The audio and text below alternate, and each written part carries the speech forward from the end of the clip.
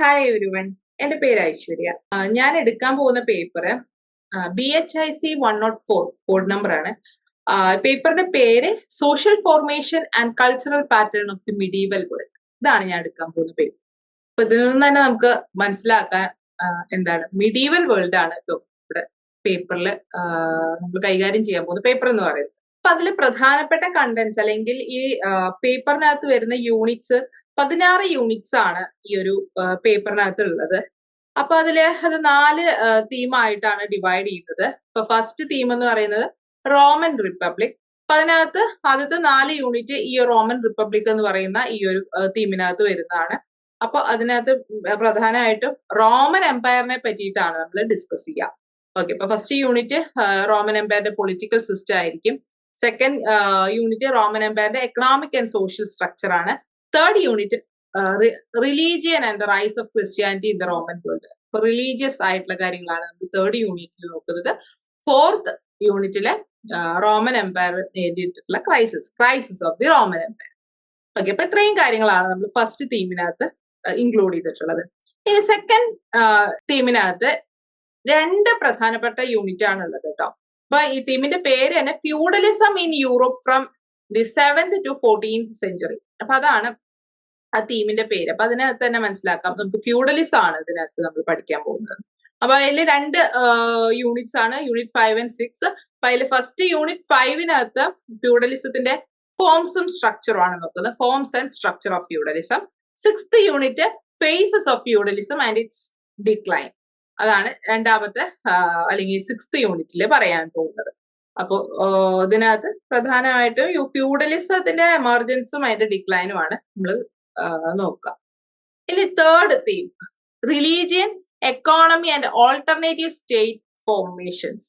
അതിനകത്ത് 5 യൂണിറ്റ്സ് ആണുള്ളത് കേട്ടോ. Unit 7 to unit 11. അപ്പൊ അതിനകത്ത് unit 7 religion and culture in medieval Europe. And unit 8 growth and craft production in Europe. Growth of craft production in Europe. യൂറോപ്പിലെ craft പ്രൊഡക്ഷന്റെ development എങ്ങനെയാണ് നമ്മൾ growth of craft production in Europe. Unit 9 rise of trade and commerce in Asia and Europe. അപ്പൊ ഏഷ്യയിലെയും യൂറോപ്പിന്റെയും കാര്യങ്ങൾ നമ്മൾ അതിനകത്ത് യൂറോപ്പും അതിനോടൊപ്പം തന്നെ ഏഷ്യന്റെയും trade and commercial ആക്ടിവിറ്റീസിനെ പറ്റി നോക്കുന്നതാണ് rise of trade and commerce in Asia and Europe. അപ്പൊ ഏഷ്യയും യൂറോപ്പും കഴിഞ്ഞു. പിന്നെ യൂണിറ്റ് 10നകത്ത് ആഫ്രിക്കയാണ്, 11നകത്ത് ലാറ്റിൻ അമേരിക്കയാണ് നമ്മൾ നോക്കുന്നത്. ഇനി യൂണിറ്റ് അത്രയാണ് തീം തേർഡ് എന്ന് പറയുന്നത്. ഈ last theme 4 societies in central Islamic lands. Islamic ലാൻഡിനെ ബേസ് ചെയ്തുകൊണ്ടുള്ള ഒരു ചാപ്റ്റേഴ്സ് ആണ് അതിനകത്ത് വരുന്നത് കേട്ടോ. അപ്പൊ യൂണിറ്റ് 12 മുതൽ 16 വരെയാണ് അതിനകത്ത് ഇൻക്ലൂഡ് ചെയ്തിരിക്കുന്നത്. യൂണിറ്റ് 12 എന്ന് പറയുന്നത് pre Islamic Arab world and culture. അപ്പൊ ഇസ്ലാം മതം രൂപീകരിക്കുന്നതിന് മുമ്പുള്ള ഒരു അറബ് വേൾഡിനെ പറ്റിയിട്ടാണ് നമ്മൾ അതിനകത്ത് ഡിസ്കസ് ചെയ്യാം. പിന്നെ unit 13 the rise and expansion of Islam. Unit 14 the Caliphate, Umayyads and Abbasids. Unit 15 Islamic society, rise and spread of sects. Unit 16 trading world of Asia and Arabs. ഇത്രയും കാര്യങ്ങൾ നമ്മൾ ഈ ഒരു പേപ്പറിനകത്ത് പഠിക്കുന്നതായിരിക്കും. ഓക്കെ, അപ്പൊ ഇനി നമുക്ക് ഇതിന്റെ ഡീറ്റെയിൽ ആയിട്ട്, അതായത് ഈ 16 ചാപ്റ്ററിനെ കുറിച്ചിട്ടുള്ള ഒരു ഡീറ്റെയിൽ ആയിട്ടുള്ള ഒരു വീഡിയോ ആണ് നമ്മളിപ്പോ ചെയ്യുന്നത്. അപ്പൊ ഈ ഒരു വീഡിയോനകത്ത് അതാണ് ഉദ്ദേശിക്കുന്നത്. ഈ ഒരു പേപ്പർ എന്തൊക്കെ കാര്യങ്ങളാണ് പറയുന്നതെന്ന് വളരെ ചുരുക്കി പറഞ്ഞു തരിക എന്നുള്ളത്. അപ്പൊ അതിനകത്ത് നമ്മൾ പറഞ്ഞു ഫസ്റ്റ് തീം മെയിൻലി എന്തിനെയാണ് ഫോക്കസ് ചെയ്യുന്നത്, റോമൻ എംപയറിനെ കുറിച്ചിട്ടാണ് ഫോക്കസ് ചെയ്യുന്നതെന്ന് പറഞ്ഞു. അപ്പൊ അതിനകത്ത് എല്ലാ യൂണിറ്റ്സും ഈ റോമൻ എംപയറിനെ ഇതായിട്ടുള്ള എക്കണോമിക്, സോഷ്യൽ, അതുപോലെ തന്നെ പൊളിറ്റിക്കൽ സ്ട്രക്ചറിനെ പറ്റിയിട്ടൊക്കെ തന്നെയാണ്. അതുപോലെ അതിന്റെ ഒരു ഡിക്ലൈന്റെ കാര്യങ്ങളൊക്കെയാണ് അതിൽ പറയുന്നത്. അപ്പൊ റോമൻ എംപയർ അതൊരു കിങ്ഡമായി വരുന്നതും അതിനുശേഷം അത് റിപ്പബ്ലിക് ആയി മാറുന്നതും അതിനുശേഷം അതൊരു റോമൻ എംപയർ ആയി മാറുന്നതിനെ പറ്റിയിട്ട് നമ്മളിവിടെ നോക്കുന്നതായിരിക്കും. അല്ലെങ്കിൽ റോമൻ അങ്ങനെ വളരുന്നുണ്ട്. റോമൻ കിങ്ഡത്തിൽ നിന്ന് റോമൻ റിപ്പബ്ലിക് ആവുന്നു, അവിടെ നിന്ന് റോമൻ എംപയർ ആയിട്ട് വളരുന്നത്. ഇനി ഇതിന്റെ ഇടയിൽ ഒരു സെർട്ടൈൻ പീരീഡ് അറിയപ്പെടുന്നതാണ് പാക്സ് റൊമാന. പാക്സ് റൊമാന എന്ന് പറഞ്ഞാൽ റോമൻ പീസ് എന്നുള്ള അർത്ഥമാണ്. റോമൻ വളരെ സമാധാനത്തിന്റെയും ഡെവലപ്മെന്റിന്റെയും പീരീഡാണ് പാക്സ് റൊമാന എന്നറിയപ്പെടുന്നത്. അപ്പൊ ആ ഒരു കാലഘട്ടത്തെ കുറിച്ച് നമ്മൾ മനസ്സിലാക്കുന്നതായിരിക്കും. സോ ഇത് ഈ പാക്സ് റൊമാന എസ്റ്റാബ്ലിഷ് ചെയ്യുന്നത് ഓഗസ്റ്റസ് ഫസ്റ്റ് ആണ്. അതൊരു 200 ഇയേഴ്സോളം നിലനിന്നിട്ടുള്ള ഒരു പീരീഡ് ആണ് പാക്സ് റൊമാന എന്ന് പറയുന്നത്. And Roman emperors they protected and governed their provinces and അവർക്ക് അവരുടേതായിട്ടുള്ള റോമൻ ലോസ് ഉണ്ട്, ജസ്റ്റിസ് ഉണ്ട്. അപ്പൊ അതെല്ലാം ഈ പ്രോവിൻസസിലൊക്കെ എസ്റ്റാബ്ലിഷ് ചെയ്യുന്നുണ്ട്. അപ്പൊ അത്തരം കാര്യങ്ങളും നമ്മൾ നോക്കുന്നതായിരിക്കും. ഇനി പ്രധാനപ്പെട്ട ഒരു കാര്യമാണ് റോമൻ എംപയർ 4th സെഞ്ചുറിയുടെ അവസാനത്തോടു കൂടി രണ്ടായി വിഭജിക്കും. അതൊരു ചരിത്ര പ്രാധാന്യമുള്ള ഒരു സംഭവം തന്നെയാണ്. കാരണം അത് എന്തായി മാറുന്നു, രണ്ട് വിഭാഗമായിട്ട് റോമൻ എംപയർ സ്പ്ലിറ്റ് ആവുന്നു. Eastern Roman empire and western Roman empire. അങ്ങനെ രണ്ട് ഹാഫ്സ് ആയിട്ട് ഡിവൈഡ് ചെയ്യപ്പെടുകയാണ്. അതിൽ തന്നെ രണ്ടും ഡിക്ലൈൻ ചെയ്യുന്നുണ്ട്. പക്ഷെ ആദ്യം ഡിക്ലൈൻ ചെയ്യുന്നത് വെസ്റ്റേൺ റോമൻ എംപയർ ആണ്. അത് 476 ഡിക്ലൈൻ ചെയ്യുന്നുണ്ട്. അത് കഴിഞ്ഞ് ഒരുപാട് വർഷങ്ങൾക്ക് ശേഷമാണ്, അതായത് 1453 കോൺസ്റ്റാന്റിനോപ്പിള് ഓട്ടോമൻ ടർക്സ് പിടിച്ചെടുക്കുന്നത് വരേക്കും ഈസ്റ്റേൺ എംപയർ എന്ന് പറഞ്ഞാൽ ബൈസന്റൈൻ എംപയർ ഉണ്ടല്ലോ, കോൺസ്റ്റാന്റിനോപ്പിളിനെ കേന്ദ്രീകരിച്ചുകൊണ്ടുള്ള ബൈസന്റൈൻ എംപയർ ഭരണം തുടരുന്നുണ്ട്. പക്ഷെ വെസ്റ്റേൺ എംപയർ അതിന് മുൻപ് തന്നെ 476 തന്നെ ഡിക്ലൈൻ ചെയ്യുന്നു. whereas Eastern Empire continued up to 1453 until the Constantinople was captured by the Ottoman Turks. ഇനി ഓരോ കാലഘട്ടത്തിലും ഇവിടെ റോമില് എന്തുണ്ട്, റിലീജിയസ് ആയിട്ടുള്ള മാറ്റങ്ങളും സംഭവിക്കുന്നതായിട്ട് കാണാനായിട്ട് സാധിക്കും. ഇനി ഓഗസ്റ്റസ് ഫസ്റ്റിന്റെ കാലം തൊട്ട് തന്നെ എന്ത് ചെയ്യുന്നുണ്ട്, ഈ എംപറേഴ്സിനെ, രാജാക്കന്മാരെ ദൈവതുല്യരായി കാണുന്നൊരു, അത് മിഡീവൽ പീരീഡിൽ എല്ലാം കാണുന്നത് തന്നെയാണ്. ഇവിടെയും എന്താണ്, എംപററിനെ ഗോഡ് ലൈക്ക് ആയിട്ട് കാണാനായിട്ട് സാധിക്കുന്നതാണ്.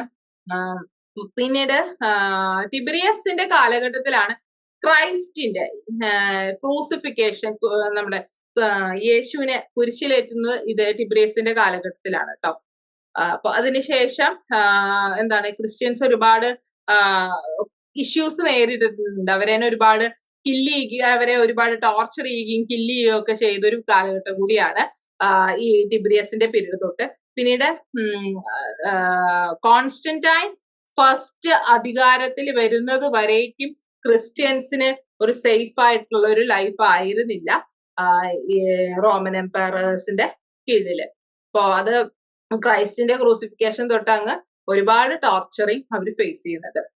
പിന്നീട് ഒരു മാറ്റം വന്നത് ഞാൻ പറഞ്ഞല്ലോ, കോൺസ്റ്റന്റൈൻ ഫസ്റ്റിന്റെ കാലഘട്ടത്തോടു കൂടിയാണ്. അദ്ദേഹം അധികാരത്തിൽ വരുന്നതോടുകൂടി ചരിത്രത്തിൽ തന്നെ ഒരു പുതിയ ഇറ ആരംഭിക്കുന്നു എന്ന് വേണമെങ്കിൽ പറയാം. കാരണം എന്താ വെച്ചിട്ടുണ്ടെങ്കിൽ റോമൻ ചർച്ചിന്റെ ഒരു ഡെവലപ്മെന്റ് അവിടെ കാണാനായിട്ട് സാധിക്കും.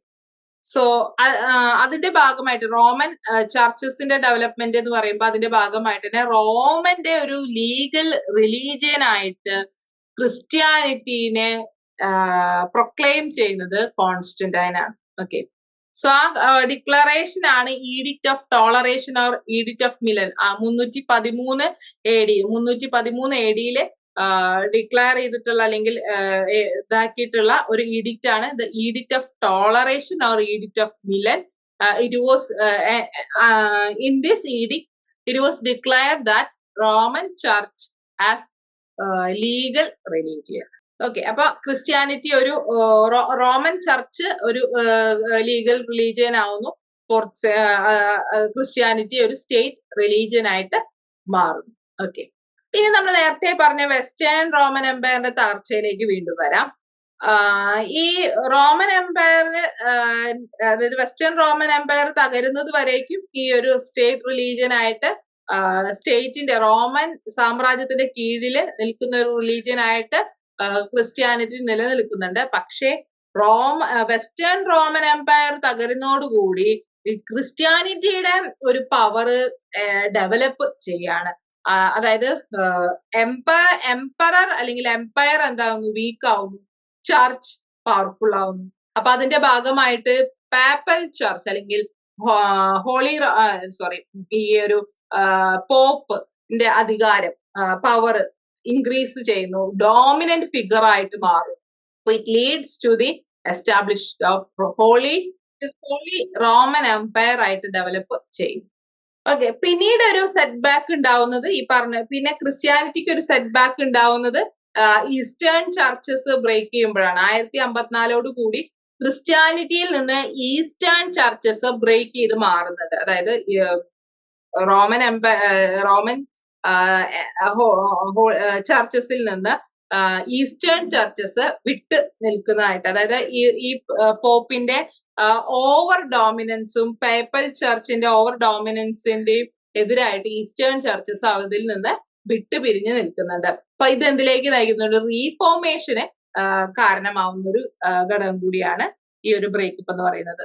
സോ ഇത്തരത്തിലുള്ള ഈ ബ്രേക്കപ്പ്, അതുപോലെ തന്നെ ഈ പേപ്പസിയുടെ ഇടയിലുള്ള കറപ്ഷൻ, ഹെറസി, അങ്ങനെയുള്ള കാര്യങ്ങൾ, പിന്നെ അതോടൊപ്പം തന്നെ കൺസീലിയറിസം എന്ന് പറഞ്ഞു കഴിഞ്ഞിട്ടുണ്ടെങ്കിൽ ചർച്ച് കൗൺസിലാണ്, അതായത് പോപ്പിന്റെ കാളും മേലെ നിൽക്കുന്ന ഒരു കൗൺസിലാണ് കൺസീലിയറിസം എന്ന് പറയുന്നത്. ഇപ്പൊ പോപ്പിനെ കറക്റ്റഡ് ആവുകയാണെങ്കിൽ ആ സ്ഥാനത്ത് നീക്കാൻ അധികാരം ഉണ്ടായിരുന്ന ഒന്നുകൂടിയായിരുന്നു കൺസീലിയറിസം. അപ്പൊ ഇതെല്ലാം പേപ്പസിയുടെയും ചർച്ചിന്റെയും അധികാരത്തിന്റെ ഒരു ഫെയിലിയർ ആവുകയും, അല്ലെ പേപ്പസിയും ചർച്ചും ഫെയിലിയർ ആവുകയും അവരുടെ അധികാരം നഷ്ടപ്പെടുകയും ചെയ്യുന്നുണ്ട്. പോപ്പിന്റെ അധികാരം ഡിക്ലൈൻ ചെയ്യുന്നുണ്ട്. അപ്പൊ ഇതെല്ലാം എന്തിലേക്കും കൂടി നേരത്തെ പറഞ്ഞ റീഫോർമേഷനിലേക്ക് നയിക്കുകയാണ്. 15-16 സെഞ്ചുറിയിലേക്ക് റീഫോർമേഷൻ സംഭവിക്കുന്നുണ്ട്. റീഫോർമേഷൻ ആരുടെ നേതൃത്വത്തിലാണ് നടക്കുന്നത്? Martin Luther king, John Calvin, Zwingli തുടങ്ങിയവരുടെ നേതൃത്വത്തിലാണ്. ഈ അതായത് ഓരോ പ്ലേസസിലും ഓരോ ലീഡേഴ്സ് ആണ് ഈ റീഫോർമേഷൻ മൂവ്മെന്റ് ലീഡ് ചെയ്തിട്ടുള്ളത്. ഇനി നമ്മൾ പറഞ്ഞ വീണ്ടും നമ്മുടെ ഈസ്റ്റേൺ വെസ്റ്റേൺ എംപയറിലേക്ക് വരികയാണെങ്കിൽ, വെസ്റ്റേൺ റോമൻ എംപയർ ആണ് ആദ്യം തകരുന്നതെന്ന് പറഞ്ഞു. അതിനുള്ള ഒരു കാരണം എന്ന് പറയുന്നത് വിഷിഗോത്സ് എന്ന് പറയുന്ന ഒരു ജർമാനിക് ട്രൈബാണ്. ഈ ജർമാനിക് ട്രൈബിന്റെ അറ്റാക്ക് ഉണ്ടാവുന്നുണ്ട് 410. അപ്പൊ അതോടുകൂടിയാണ് ഈ ഒരു റോമൻ എംപയറിന്റെ തകർച്ച നമ്മൾ ഇനി ഡീറ്റെയിൽ ആയിട്ട് പഠിക്കും. അപ്പൊ അതിനകത്ത് പല റീസൺസ് പറയുന്നുണ്ട്, ഇന്റേണൽ ആയിട്ടുള്ള ഇഷ്യൂസ് ഒക്കെ പറയുന്നുണ്ട്. അപ്പൊ അതിനുള്ള ഒരു റീസൺ ആണ് ഈ ജർമാനിക് ട്രൈബ്സിന്റെ അറ്റാക്ക് എന്ന് പറയുന്നത്. അപ്പൊ അതിൽ പ്രധാനപ്പെട്ട ഒരു ട്രൈബാണ് വിസിഗോത്സ് എന്ന് പറയുന്നത്. അപ്പൊ അവരുടെ ഒരു അറ്റാക്ക് കൂടി ഈ ഒരു റോമൻ എംപയർ ഒന്ന് ഷെയ്ക്ക് ചെയ്യാനായിട്ട് തുടങ്ങി എന്നാണ് പറയുന്നത്. സോ അതിന്റെ ഒരു കംപ്ലീറ്റ്നെസ്, അതായത് ഈ ഒരു പതനം കംപ്ലീറ്റ് ആവുന്നത് ഒഡാസിയർ, അതായത് ജർമാനിക് ചീഫ് ആയിട്ടുള്ള ഒഡാസിയർ ലാസ്റ്റ് റോമൻ എംപയർ ആയിട്ടുള്ള റോമുലസ് ഒഗസ്റ്റുലസിനെ അദ്ദേഹത്തിന് സ്ഥാനഭ്രഷ്ടനാക്കുന്നതോടുകൂടി വെസ്റ്റേൺ റോമൻ എംപയറിന്റെ ഡിക്ലൈൻ കംപ്ലീറ്റ് ആവുന്നു. Fall of western Roman empire completed in 476 AD. 476 AD. Okay, പിന്നീട് ഞാൻ പറഞ്ഞ മാതിരി കുറെ കാലം കഴിഞ്ഞിട്ടാണ് നമ്മുടെ ഈസ്റ്റേൺ റോമൻ എംപയർ ഡിക്ലൈൻ ചെയ്യുന്നത്. അതുവരേക്കും ഈസ്റ്റേൺ റോമൻ എംപയർ അധികാരത്തിൽ നിലനിൽക്കുന്നുണ്ട്. ഓക്കെ, ഇനി റോമൻ എംപയറിനെ കുറിച്ച് പറയുകയാണെങ്കിൽ, റോമൻ എംപയർ അവരുടെ അതായിട്ട് ഒരു പൊളിറ്റിക്കൽ സിസ്റ്റം മാത്രമല്ല, അല്ലെങ്കിൽ ഒരു ആർമി എന്നുള്ള, അല്ലെങ്കിൽ ആ ഒരു ലാൻഡിന്റെ ഒരു വാസ്റ്റ്നെസ് മാത്രമല്ല, അവർ ഒരുപാട് സ്പെസിഫിക് ഫീച്ചേഴ്സ് ഉള്ള ഒന്നുകൂടിയാണ് റോമൻ എംപയർ എന്ന് പറയുന്നത്. അവർ റോമൻ ലോ എന്ന് പറയുന്നത്, ജസ്റ്റീനിയൻ കോഡ്സ് എസ്പെഷ്യലി എടുത്ത് പറയുന്നതാണ് ജസ്റ്റീനിയൻ കോഡ്. അതുപോലെ തന്നെ road network, Roman network of roads, high standard of city planning, hygiene and sewage disposal, dams, aqueducts, വെള്ളം പോവാനുള്ള ഒരു ഇതാണ് അക്വിഡക്ട്സ് എന്ന് പറയുന്നത്. പിന്നെ ആർക്കിടെക്ചർ, റോമൻ ബാത്ത്സ്, ഇതെല്ലാം എന്താണ്. അതുപോലെ തന്നെ ലാംഗ്വേജ്, ലാറ്റിൻ ലാംഗ്വേജ്, ഇതെല്ലാം എന്താണ് വളരെയധികം ഈ റോമൻ എംപയറിന്റെ കാലഘട്ടത്തില് എഫിഷ്യൻസി കൈവരിച്ചിട്ടുള്ള കാര്യങ്ങളാണ്. അപ്പൊ അതുകൊണ്ട് തന്നെ വളരെയധികം ചരിത്ര പ്രാധാന്യമുള്ള ഡെവലപ്മെന്റ്സും കൂടിയാണ് ഇത്തരത്തിലുള്ള റോമൻസിന്റെ കോൺട്രിബ്യൂഷൻസ് എന്ന് പറയുന്നത്. അപ്പൊ ഇത്തരം കാര്യങ്ങളൊക്കെയാണ് നമ്മൾ ഫസ്റ്റ് തീമിനകത്ത് റോമൻ എംപയറെ കുറിച്ചിട്ട് പഠിക്കാനായിട്ട് പോകുന്നത്. വളരെ ഡീറ്റെയിൽ ആയിട്ട് തന്നെ റോമൻ എംപയറിന്റെ വളർച്ചയും അതുപോലെ തന്നെ ഡിക്ലൈനെയും പറ്റി നമ്മളിൽ ഡിസ്കസ് ചെയ്യും.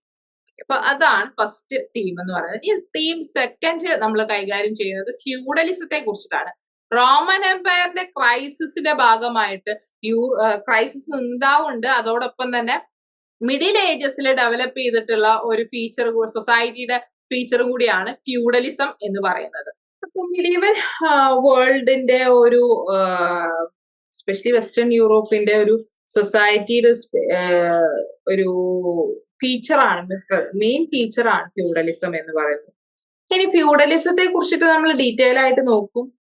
അതിൽ തന്നെ നമ്മൾ പല സ്കോളേഴ്സിന്റെ അഭിപ്രായമുണ്ട്. അത് ഫ്യൂഡലിസം ആക്ച്വലി ഒരു ഡിബേറ്റബിൾ ടോപ്പിക് ആണ് കേട്ടോ. അതായത് അതിന്റെ ഫ്യൂഡലിസത്തിന്റെ എമർജൻസും ഒരു ഡിബേറ്റ് ആണ്, അതുപോലെ തന്നെ ഡിക്ലൈനും ഒരു ഡിബേറ്റ് ആണ്. വ്യത്യസ്ത അഭിപ്രായമാണ് ചരിത്രകാരന്മാരുടെ ഇടയിൽ ഈ ഫ്യൂഡലിസത്തിന്റെ വളർച്ചയെ പറ്റിയിട്ടും അതുപോലെ തന്നെ അതിന്റെ ഡിക്ലൈനെ പറ്റിയിട്ടും ഉള്ളത്. പല കാരണങ്ങൾ കൊണ്ടാണ് അത് ഡെവലപ്പ് ചെയ്തതെന്ന് അതായത് പറയുന്നുണ്ട്. അതുപോലെ തന്നെ ഡിക്ലൈൻ ചെയ്യാനും ഉള്ള കാരണം പലതായിട്ടാണ് പറയുന്നത്. അപ്പോ മാർക്ക് ബ്ലോക്ക് എന്ന് പറയുന്ന അദ്ദേഹമാണ് ഈ ഫ്യൂഡൽ സൊസൈറ്റിയെ കുറിച്ച് വളരെ ഡീറ്റെയിൽ ആയിട്ട് പഠിച്ചിട്ടുള്ള ഒരു വ്യക്തിയാണ് മാർക്ക് ബ്ലോക്ക്. അപ്പൊ അദ്ദേഹത്തിന്റെ ഒരു പുസ്തകമാണ് ഫ്യൂഡൽ സൊസൈറ്റി എന്ന് പറയുന്നത്, മാർക്ക് ബ്ലോക്കിന്റെ ഫ്യൂഡൽ സൊസൈറ്റി. അപ്പൊ അതിനകത്ത് കൃത്യമായിട്ട് അദ്ദേഹം ഫ്യൂഡലിസത്തെ കുറിച്ചിട്ട് പറയുന്നുണ്ട്. ഫ്യൂഡലിസം വളരാനുള്ള കാരണമായിട്ട് അദ്ദേഹം പറയുന്നത് ട്രേഡ്, അതോടുകൂടി ഫ്യൂഡലിസം ഡെവലപ്പ് ചെയ്യുന്ന ആ ഒരു 7th സെഞ്ചുറി ആ ഒരു പീരീഡോട് കൂടി എന്ത് ചെയ്യുന്നുണ്ട്, ഈ ഒരു ട്രേഡ് ഡിക്ലൈൻ ചെയ്യുന്നുണ്ട്, അർബൻ സെന്റേഴ്സ് ഡിക്ലൈൻ ചെയ്യുന്നുണ്ട്, ക്രാഫ്റ്റ് പ്രൊഡക്ഷൻ ഡിക്ലൈൻ ചെയ്യുന്നുണ്ട്, പിന്നെ അഗ്രികൾച്ചർ, അതായത് മറ്റ് ആർട്ടിസാനൽ വർക്ക് പ്രൊഡക്ഷനെക്കാളും അഗ്രികൾച്ചർ ഓറിയന്റഡ് ആയിട്ടുള്ള സൊസൈറ്റി ആവുന്നു, കൺസംഷന് വേണ്ടിയിട്ടുള്ള അഗ്രികൾച്ചർ പ്രൊഡക്ഷൻ മാത്രമാവും. അപ്പൊ അതുകൊണ്ടാണ് അതാണ് ഫ്യൂഡൽ സൊസൈറ്റിയുടെ വളർച്ചയ്ക്കുള്ള കാരണം എന്ന് അദ്ദേഹം ഈ പുസ്തകത്തിനകത്ത് പറയുന്നു. പക്ഷെ എല്ലാ ചരിത്രകാരന്മാരും അതേ അഭിപ്രായം ഉള്ള ആളുകളല്ല. അതിനകത്ത് വ്യത്യസ്ത അഭിപ്രായം, അതായത് ഇതിനോട് യോജിക്കാത്ത ആളുകളുണ്ട്. അപ്പോ ഈ മാർക്ക് ബ്ലോക്ക് ഇങ്ങനെയാണ് പറയുന്നത്: decline of trade, urban centres, craft production, it leads to the development of feudal society. ഇപ്പൊ ഹെൻറി പിറനെ ഇതിനെ വിളിക്കുന്നത് എക്കണോമിക് റെട്രോഗ്രേഷൻ എന്നാണ് കേട്ടോ ഈ ഒരു പ്രോസസ്സിന്, അല്ലെങ്കിൽ ഈ ഒരു മെഡീവൽ വേൾഡിനെ അദ്ദേഹം വിളിക്കുന്നത്. സോ അപ്പൊ അദ്ദേഹം പറയുന്നത്, ഹെൻറി പിറനെ പറയുന്നത്, ഇതോടുകൂടി ഇപ്പൊ ഇങ്ങനെ ഡിക്ലൈൻ ഒക്കെ ഉണ്ടായതിനു ശേഷം മെഡിറ്ററേനിയൻ വേൾഡ് എന്ന് പറയുന്നത് it's no longer function as a channel of intellectual and commercial communication. Intellectual ആയിട്ടുള്ള കമ്മ്യൂണിക്കേഷൻ നടന്നിരുന്ന ഒരു പ്രധാനപ്പെട്ട ചാനലായിരുന്ന ഈ മെഡിറ്ററേനിയൻ വേൾഡ് പിന്നീട് എന്ത് ആയിട്ട് മാറി, ഒരു എക്കോണമി വിത്തൗട്ട് മാർക്കറ്റ് ബേസ് ചെയ്തുകൊണ്ടുള്ള ഒന്നായിട്ട്, അതായത് എക്സ്ചേഞ്ച് എക്കോണമിക്ക് പകരം എക്കോണമി വിത്തൗട്ട് മാർക്കറ്റ് ആയിട്ട് അത് മാറുന്ന ഒരു സാഹചര്യം ഈ ഫ്യൂഡൽ പീരീഡിൽ കാണാനായിട്ട് സാധിക്കുന്നതാണ് പിറനെ പറയുന്നത്. ഇവരുടെ ഈ അഭിപ്രായത്തിനെയൊക്കെ പല ആളുകളും റിജക്ട് ചെയ്യുന്നുണ്ട്, ക്വസ്റ്റ്യൻ ചെയ്യുന്നുണ്ട് കേട്ടോ. അപ്പൊ അതില് Robert Lopez, Francois Louis Ganshof, M Sabbe, Perry Anderson തുടങ്ങിയവര് വ്യത്യസ്ത അഭിപ്രായം പറയുന്നുണ്ട്. പിന്നെ ഉള്ളൊരു കാര്യം എന്ന് പറഞ്ഞാൽ ഇസ്ലാമിന്റെ വളർച്ച ഈ ഒരു ഫാക്ടർ ആവുന്നുണ്ടോ ഇല്ലയോ എന്നതിനെ പറ്റിയിട്ടാണ് പ്രധാനമായിട്ട് ഇവര് ഫ്യൂഡലിസത്തിന്റെ ഡെവലപ്മെന്റിന്റെ കാരണമാവുന്നുണ്ടോ എന്ന് ഇവര് നോക്കുന്നുണ്ട്. അപ്പൊ അവര് പറയുന്നത് they do not believe that the rise of Islam was a decisive factor on the development of. Okay, പിന്നെ നെക്സ്റ്റ് പേഴ്സൺ ആണ് ജോർജ് ഡ്യൂപ്പി. അദ്ദേഹം ഫ്യൂഡലിസത്തിനെ ഫ്യൂഡൽ റവല്യൂഷൻ എന്നാണ് വിളിക്കുന്നത് കേട്ടോ. ഫ്യൂഡൽ റവല്യൂഷൻ ഫ്രം 1000 AD കൂടിയിട്ടുള്ളത്. ഇപ്പൊ ഇത്രയും കാര്യങ്ങളൊക്കെയാണ് നമ്മൾ ഫ്യൂഡലിസത്തെ കുറിച്ചിട്ടുള്ള സെക്കൻഡ് തീമിനകത്ത് ഡീറ്റെയിൽ ആയിട്ട് നോക്കാൻ പോകുന്നത്. അതോടൊപ്പം തന്നെ ഫ്യൂഡലിസത്തിന് തന്നെ 2 ഫേസുകൾ ഉണ്ട്. അപ്പൊ ആ ഫേസസും നമ്മൾ നോക്കുന്നതാണ്, ഫസ്റ്റ് ഫേസും സെക്കൻഡ് ഫേസും. 11th സെഞ്ചുറി വരെയൊക്കെ അതിന്റെ ഒരു ഫസ്റ്റ് ഫേസ് ആണ്. 11th സെഞ്ചുറിക്ക് ശേഷം സെക്കൻഡ് ഫേസ് ഓഫ് ഫ്യൂഡലിസം ആരംഭിക്കുന്നു. അപ്പൊ ഫസ്റ്റ് ഫേസും സെക്കൻഡ് ഫേസും തമ്മിലുള്ള ഡിഫറൻസ്, അതായത് എന്തൊക്കെ മാറ്റങ്ങളാണ് സെക്കൻഡ് ഫേസിൽ വരുന്നതെന്നൊക്കെ നമ്മൾ അതിനകത്ത് ഡീറ്റെയിൽ ആയിട്ട് നോക്കുന്നതായിരിക്കും. ഇനി തേർഡ് തീമിനകത്ത് എന്തെല്ലാമാണെന്നുള്ളതാണ് നോക്കുന്നത്. ഇതിനകത്ത് പ്രധാനമായിട്ട് 3 ആസ്പെക്ട്സ് ആണ് ഇതിനകത്ത് നമ്മൾ നോക്കുന്നത്. അതിൽ ഫസ്റ്റ് ഇതെന്ന് പറഞ്ഞു കഴിഞ്ഞിട്ടുണ്ടെങ്കിൽ ഈ മിഡീവൽ യൂറോപ്പിന്റെ റിലീജിയനെ പറ്റിയിട്ടും അതുപോലെ തന്നെ കൾച്ചറിനെ പറ്റിയിട്ടും നമ്മൾ ഡിസ്കസ് ചെയ്യുന്നതായിരിക്കും. അതുപോലെ രണ്ടാമത്തെ കാര്യം എന്ന് പറഞ്ഞു കഴിഞ്ഞിട്ടുണ്ടെങ്കിൽ മിഡീവൽ യൂറോപ്പിൽ ഡെവലപ്പ് ചെയ്തിട്ടുള്ള ക്രാഫ്റ്റ്, ഇൻഡസ്ട്രീസ്, ട്രേഡ്, തുടങ്ങിയവ നമ്മൾ നോക്കുന്നതായിരിക്കും. അതായത് ഫ്യൂഡലിസത്തിന് ശേഷം. ദെൻ തേർഡ് ആയിട്ട് നമ്മൾ ആഫ്രിക്കയുടെ ആഫ്രിക്കയെ ബേസ് ചെയ്തുകൊണ്ടുള്ളതാണ്. അതായത് ആഫ്രിക്കയിലെ സ്റ്റേറ്റ് ഫോർമേഷനെ കുറിച്ചിട്ട് നമ്മൾ നോക്കുന്നതായിരിക്കും. അതുപോലെ തന്നെ അത്തരം കാര്യങ്ങളാണ് നമ്മൾ ഇതിനകത്ത് നോക്കുന്നത്. പിന്നെ ആഫ്രിക്ക കൂടാതെ തന്നെ നമ്മൾ ഈ ഒരു തീമിനകത്ത് നോക്കുന്നതാണ് ലാറ്റിൻ അമേരിക്കയെ പറ്റിയിട്ട്. ലാറ്റിൻ അമേരിക്കയിലെ 2 സിവിലൈസേഷൻസ്, അസറ്റെക്സിനെ പറ്റിയിട്ടും ഇൻകാസിനെ പറ്റിയിട്ടും നമ്മൾ ഡിസ്കസ് ചെയ്യുക. ആക്ച്വലി ലാറ്റിൻ അമേരിക്കൻ സിവിലൈസേഷനെ കുറിച്ചിട്ട് പറയുകയാണെങ്കിൽ 3 സിവിലൈസേഷൻസ് ആണുള്ളത്. Mayan civilisation, Aztecs and Incas. ഇവിടെ നമ്മൾ medieval civilisation of Latin America ആയിട്ട് പഠിക്കുന്നത് അസറ്റെക്സിനെയും ഇൻകാസിനെയും കുറിച്ചിട്ടാണ്. ഓക്കെ, ഇനി നേരത്തെ നമ്മൾ പറഞ്ഞ ആഫ്രിക്കയുടെ സ്റ്റേറ്റ് ഫോർമേഷന്റെ കാര്യം പറയുമ്പോൾ അവിടെ അതുമായി ബന്ധപ്പെട്ട് വരുന്ന റിലീജിയൻ, ഇസ്ലാം റിലീജിയനെ കുറിച്ചിട്ട് നമ്മൾ നോക്കും. അപ്പൊ അതിന്റെ ഭാഗമായിട്ട് നമ്മുടെ ആഫ്രിക്കയിൽ സ്റ്റേറ്റ് എംപയറിനെ പ്രധാനമായിട്ട് 3ആയിട്ട് നമ്മൾ ഡിവൈഡ് ചെയ്യുന്നുണ്ട്. അപ്പൊ അതിലൊന്നാണ് അൽമൊറവിഡ്സ് എന്ന് പറയുന്നത് കേട്ടോ. ഇസ്ലാമിക് സ്റ്റേറ്റ് ആണ് അൽമൊറവിഡ്സിന്റെ. അതിന്റെ ലീഡർ ആണ് ഇബിൻ യാസിൻ എന്ന് പറയുന്നത്. അപ്പൊ നമ്മൾ അൽമൊറവിഡ്സിനെ പറ്റിയിട്ടൊക്കെ നമ്മൾ ഡീറ്റെയിൽ ആയിട്ട് ആ ഒരു യൂണിറ്റ് എടുക്കുമ്പോൾ പറയുന്നതാണ്. അപ്പൊ ഇബിൻ യാസിൻ ഈ അൽമൊറവിഡ്സിന്റെ ഒരു ലീഡർ ആണ്. അപ്പൊ അദ്ദേഹത്തിന്റെ കാലഘട്ടത്തില് അദ്ദേഹം എന്ത് ചെയ്യുന്നുണ്ട്, he emphasised upon the establishment of pure Islam in Africa. പിന്നെ ഇനി നമ്മൾ ലാറ്റിൻ അമേരിക്കയിലേക്ക് തിരിച്ചു വരുമ്പോൾ ലാറ്റിൻ അമേരിക്കയിൽ നമ്മൾ പറഞ്ഞു ഇൻകാസും അസറ്റെക്സും ആണുള്ളതെന്ന്. അപ്പൊ ഇൻകാസിന്റെ ഒരു എന്താണ് ഒരു പൊളിറ്റിക്കൽ സ്ട്രക്ചർ ഒക്കെയാണ് നമ്മൾ മെയിൻലി നോക്കുക.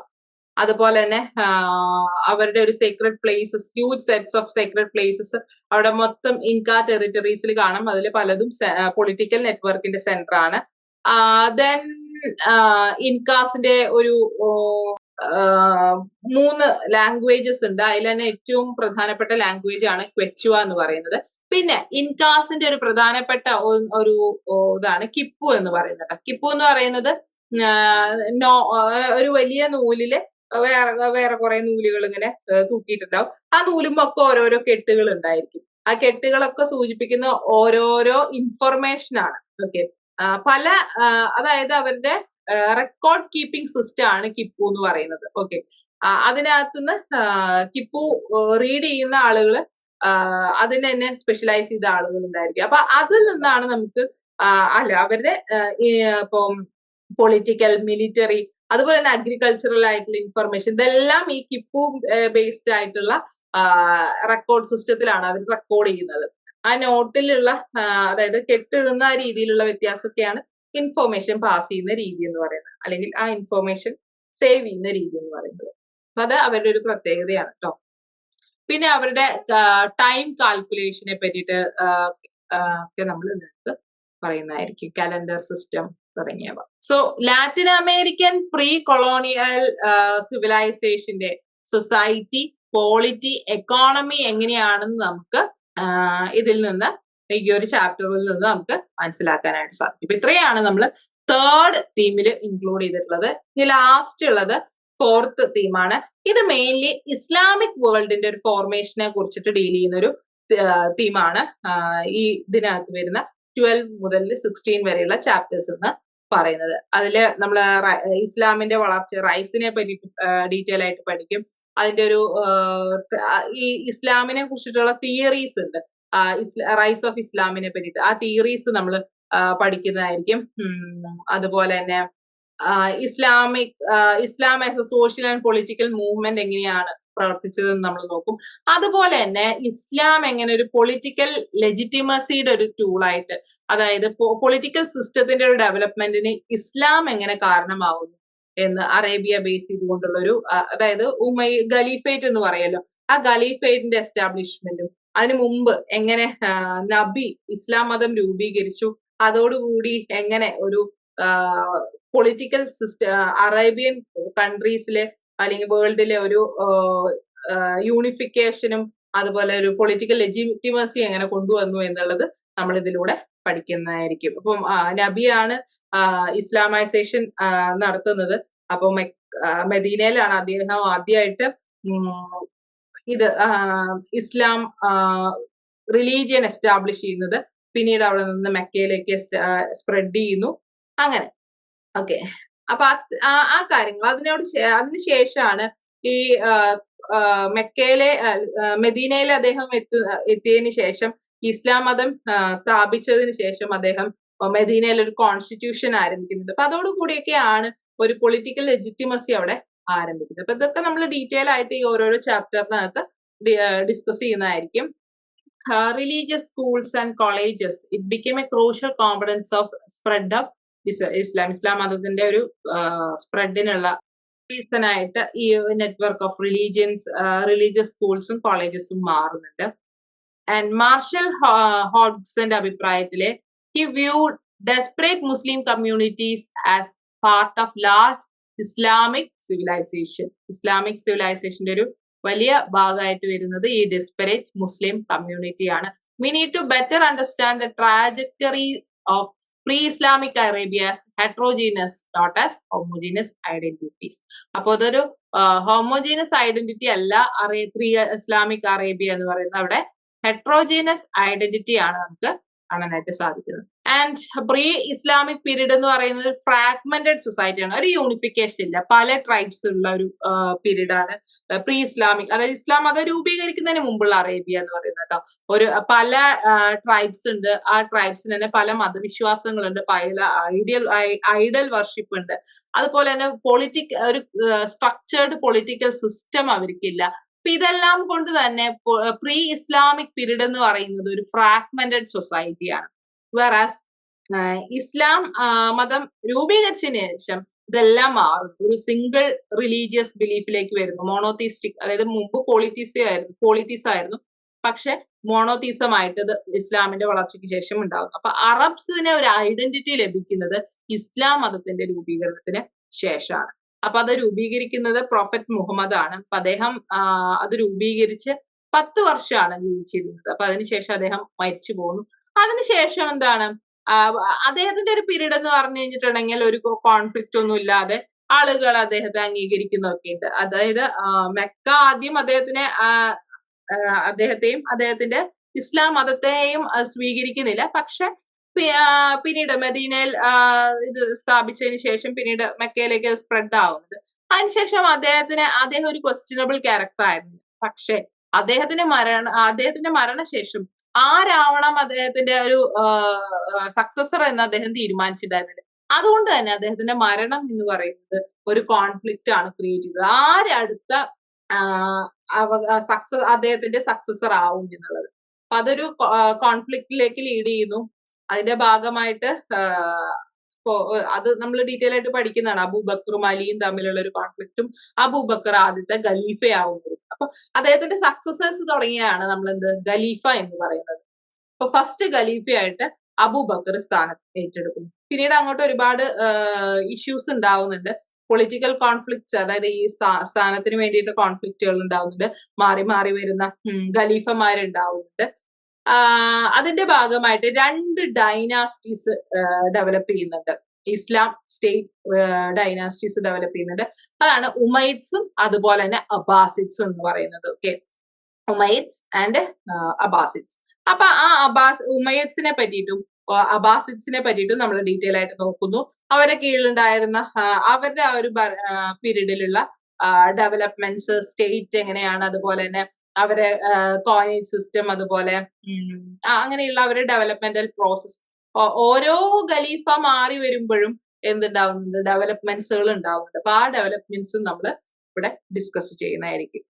ഇനി ഈ ഒരു പീരീഡിന്റെ മറ്റൊരു പ്രത്യേകത എന്ന് പറഞ്ഞു കഴിഞ്ഞിട്ടുണ്ടെങ്കിൽ, ഇസ്ലാം റിലീജിയൻ ഡെവലപ്പ് ചെയ്യുമ്പോൾ ഉണ്ടായിരുന്ന 2 എംപയേഴ്സ് ആണ്, ബൈസന്റൈനും അതുപോലെ പേർഷ്യനൈറ്റ്സ് എന്ന് പറയുന്നത്. അപ്പൊ ഈ 2നെയും അപ്രൂവ് ചെയ്ത് അല്ലെങ്കിൽ ഓവർകം ചെയ്യാനായിട്ട് ഇസ്ലാം സ്റ്റേറ്റിന്, അറേബ്യൻ സ്റ്റേറ്റിന് സാധിക്കുന്നുണ്ട്. ഓക്കെ, അപ്പൊ അങ്ങനെ വന്നപ്പോ ഈ ബൈസന്റൈൻ എംപയറിനെ അതേപോലെ പേർഷ്യനൈറ്റ്സിനെ അപ്രൂവ് ചെയ്യുന്നു. അപ്പൊ ബൈസന്റൈൻ എംപയറിനെ ഈ ഒരു അപ്രൂവ് ചെയ്യുന്നു, അതിന്റെ ഭാഗമായിട്ട് അവരെ അറ്റാക്ക് ചെയ്യുന്നതിന്റെ ഒക്കെ ഒരു ഭാഗമായിട്ട് അവരെന്ത് ചെയ്യുന്നുണ്ട്, അതല്ലെങ്കിൽ ഈ ഒരു പേർഷ്യനൈറ്റ്സ് അല്ലെങ്കിൽ സസാനിഡ്സ് അല്ലെങ്കിൽ പേർഷ്യനൈറ്റ്സ്, ഇത് രണ്ടും പറയും. അതുപോലെ തന്നെ ബൈസന്റൈൻസിനെ ഒക്കെ ഇങ്ങനെ കണ്ടിന്യൂസ് ആയിട്ട് അറ്റാക്ക് ചെയ്യും, പിടിച്ചെടുക്കാനായിട്ടുള്ള ശ്രമവും നടക്കുന്നതിന്റെ ഭാഗമായി ഉണ്ടാവുന്ന ഒരു സാഹചര്യത്തില് അവര് ഇതൊരു ക്രിസ്ത്യാനിറ്റിയുടെ മേളിലുള്ള ഒരു അറ്റാക്ക് ആയി കാണുകയും അതുകൊണ്ട് തന്നെ പോപ്പിനില് അഭയം പ്രാപിക്കുകയും ചെയ്യുന്നുണ്ട്. അപ്പൊ പോപ്പ് അർബൻ സെക്കൻഡ് അതുകൊണ്ട് തന്നെ എന്ത് ചെയ്യുന്നു, ഒരു ഹോളി വാർ, വിശുദ്ധ യുദ്ധം നടത്താനായിട്ട് പ്രഖ്യാപിക്കുകയാണ്. അപ്പൊ അത് ന്റെ ഭാഗമായിട്ട് ആണ് കുരിശ് യുദ്ധം അല്ലെങ്കിൽ ക്രൂസൈഡ്സ് എന്ന് പറയുന്ന ഒരു വലിയൊരു ഇഷ്യൂ അല്ലെങ്കിൽ വലിയൊരു യുദ്ധം നടക്കുന്നത്. കുരിശ് യുദ്ധം എന്ന് പറയുന്നത് 8ഓളം വലിയ കുരിശ് യുദ്ധങ്ങൾ നടക്കുന്നുണ്ട്. ഒറ്റ യുദ്ധമല്ല അത് തന്നെ വർഷങ്ങളോളം നീണ്ടു നിന്നിട്ടുള്ള 8 പ്രധാനപ്പെട്ടതും പിന്നെ ചെറിയ ചെറിയ മൈനർ ആയിട്ടുള്ള ക്രൂസൈഡ്സും നടന്നിട്ടുണ്ട്. അപ്പൊ അങ്ങനെയുള്ള കുരിശ് യുദ്ധം, ആ കുരിശ് യുദ്ധത്തെ കുറിച്ച് നമ്മൾ ഡീറ്റെയിൽ ആയിട്ട് പഠിക്കും. അപ്പൊ ഇത് ഒരു ഇസ്ലാമിക് അതായത് കുരിശും ക്രസന്റും തമ്മിൽ, ക്രോസ് ആൻഡ് ക്രസന്റ് തമ്മിലുള്ള ഒരു യുദ്ധമായിട്ടാണ് ഇതിനെ കാണുന്നത്. അപ്പൊ ഇതിന് ആഹ്വാനം നൽകുന്നത് പോപ്പാണ്. അപ്പൊ അതിലുണ്ടായ അങ്ങനെയുള്ള കുരിശ് യുദ്ധം അതിന്റെ ഭാഗമായിട്ടുള്ള ഇമ്പാക്റ്റും നമ്മൾ നോക്കുന്നതാണ്. അതായത് കുരിശ് യുദ്ധം ഒരുപാട് ആളുകളുടെ ജീവൻ എടുത്തിട്ടുള്ള ഒന്നാണ്. അതോടൊപ്പം തന്നെയുള്ള ഒരു പ്ലസ് പോയിന്റ് എന്ന് പറയുന്നത് അത് ഒരുപാട് നോളജ്, അതായത് ഈസ്റ്റിന്റെയും വെസ്റ്റിന്റെയും യൂറോപ്പും അറേബ്യൻ വേൾഡിന്റെയും നോളജ് എക്സ്ചേഞ്ച് സംഭവിക്കുന്നുണ്ട്. എസ്പെഷ്യലി യൂറോപ്പിലേക്ക് ഈ അറേബ്യൻ നോളജുകൾ എത്താനുള്ള ഒരു കാരണമായിട്ട് ഇത് മാറുന്നുണ്ട്. സോ ഇത്തരം കാര്യങ്ങളൊക്കെ തന്നെയും നമ്മൾ ഈ ഒരു ചാപ്റ്ററിനകത്ത് പഠിക്കും. അതുപോലെ തന്നെ ഈ ഇസ്ലാം എന്ന് പറയുന്ന ഒരു ഐസൊലേറ്റഡ് ടോപ്പിക് ആയിട്ട് നോക്കാനായിട്ട് പറ്റില്ല. നമുക്ക് ഇസ്ലാമിന്റെ വളർച്ച എന്ന് പറയുന്നതുകൊണ്ട് ഇങ്ങനെ ഇതുമായി ബന്ധപ്പെട്ട് പല കാര്യങ്ങളും ഉള്ളത് കൊണ്ട് തന്നെ അതായത് ഇസ്ലാമിന്റെ ഒരു വളർച്ചയുടെ ഭാഗമായിട്ടാണ് അറേബ്യയിലെ ഉമയ്യദ് അതുപോലെ തന്നെ ഈ ഖലീഫേറ്റ് സിസ്റ്റം ഡെവലപ്പ് ചെയ്യുന്നത്. അവരുടെ പൊളിറ്റിക്കൽ സ്ട്രക്ചർ നമ്മൾ മനസ്സിലാക്കേണ്ടത് അതിന്റെ ഭാഗമായിട്ടാണ്. പിന്നെ ഈ ഹോളി വാർ നമ്മൾ മനസ്സിലാക്കേണ്ടത് അതിന്റെ ഭാഗമായിട്ടാണ്. അങ്ങനെ പല കാര്യങ്ങൾ കൂടി അടങ്ങുന്നത് മൾട്ടിപ്പിൾ ഡെവലപ്മെന്റ്സ് ഈ ഇസ്ലാമിന്റെ വളർച്ചയുടെ ഭാഗമായിട്ട് ലോകത്ത് നടക്കുന്നുണ്ട്. അപ്പൊ അതുകൊണ്ട് ഇതെല്ലാം മനസ്സിലാക്കിക്കൊണ്ടാണ് നമ്മളൊരു ഇസ്ലാമിന്റെ റൈസ് മനസ്സിലാക്കേണ്ടത്. ഇനി ഇതോടൊപ്പം തന്നെ ഈ ഒരു തീമിനകത്ത് നമ്മൾ നോക്കുന്നതാണ് ഈ അറേബ്യൻ വേൾഡിന്റെ ട്രേഡ് റിലേഷൻ എന്ന് പറയുന്നത്. അത് പ്രധാനമായിട്ട് ഇന്ത്യ ആയിട്ടുള്ള ഒരു റിലേഷൻ, അതുപോലെ തന്നെ ചൈന ആയിട്ടുള്ള റിലേഷൻ, സൗത്ത് ഈസ്റ്റ് ഏഷ്യൻ കൺട്രീസുമായിട്ടുള്ള റിലേഷൻ, ഇതെല്ലാം നമ്മൾ ഈ ഒരു ലാസ്റ്റ് ചാപ്റ്ററിനകത്ത് ഡിസ്കസ് ചെയ്യുന്നതായിരിക്കും. അപ്പൊ ഇത്രയും കാര്യങ്ങളൊക്കെയാണ് നമ്മൾ തീം 4 ഡിസ്കസ് ചെയ്യുന്നത്. അപ്പോ ഈ തീം 4 എന്ന് പറയുന്നത് it attempts to integrate and narrate all the developments took place between 7th and 13th century. 7ാം നൂറ്റാണ്ട് മുതൽക്ക് 13ാം നൂറ്റാണ്ടിന്റെ ഇടയിലുള്ള ഒരു പീരീഡിൽ നടന്നിട്ടുള്ള സംഭവ വികാസങ്ങളാണ് മെയിൻലി ഈ ഒരു തീമിനകത്ത് ഡിസ്കസ് ചെയ്യുന്നത്. ഇത്രയും കാര്യങ്ങളാണ് നമ്മൾ ഈ ഒരു പേപ്പറിനകത്ത് പഠിക്കാനായിട്ട് പോകുന്നത്. നമുക്കിനി നെക്സ്റ്റ് വീഡിയോകളിൽ ഓരോ ചാപ്റ്റേഴ്സ് ആയിട്ട്, ഇപ്പൊ ഇത്രയേ ഉള്ളൂ ഇന്നത്തെ വീഡിയോ. ഇതിന്റെ ഒരു ഔട്ട്ലൈൻ ആണ്, ഈ പേപ്പറിന്റെ ഒരു ഔട്ട്ലൈൻ ആണ് ഞാനിപ്പോ പറഞ്ഞത്. അതിൽ നിന്ന് തന്നെ നിങ്ങൾക്ക് ഏകദേശം എന്തെല്ലാം കാര്യങ്ങളാണ് ഇതിനകത്ത് പഠിക്കാൻ പോകുന്നത് എന്നുള്ളതിന്റെ ഒരു ബേസിക് ഐഡിയ കിട്ടിയെന്ന് വിചാരിക്കുന്നു. ഇന്നത്തെ വീഡിയോ ഇത്രയേ ഉള്ളൂ. Thank you.